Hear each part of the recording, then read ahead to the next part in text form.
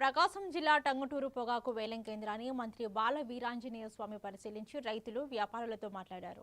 Kilo పొగాకు ధర 200 కంటే తక్కువగా కొనుగోలు చేయొద్దని వ్యాపారులకు సూచించిన ఆయన రైతుల సమస్యలను సీఎం చంద్రబాబు దృష్టికి తీసుకెళ్తామని తెలిపారు. ఈ సీజన్లోని ఏ పొగాకు రైతు నష్టపోకుండా ప్రభుత్వం అన్ని విధాలుగా అండగా ఉంటుందని మంత్రి భరోసా ఇచ్చారు.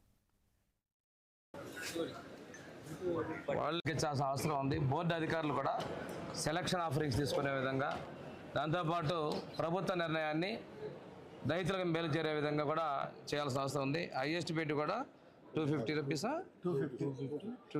160. ఇది తగ్గకుండా కూడా చేయాల్సిన ఉంది. మేము కూడా అందరూ ప్రజాప్రతినిధులు కూడా ఫ్లోర్స్ విజిట్ చేస్తారు.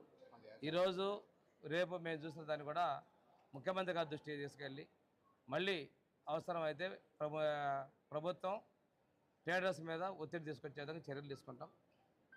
వ్యవసాయ శాఖ మంత్రి గారిని కూడా ఫీల్డ్ విజిట్కి వెళ్ళమని చెప్పి ముఖ్యమంత్రి గారు ఆదేశించారు. ఇవి ఏదైనా కానీ మన ప్రభుత్వం రైతుల కోసం ఉంది.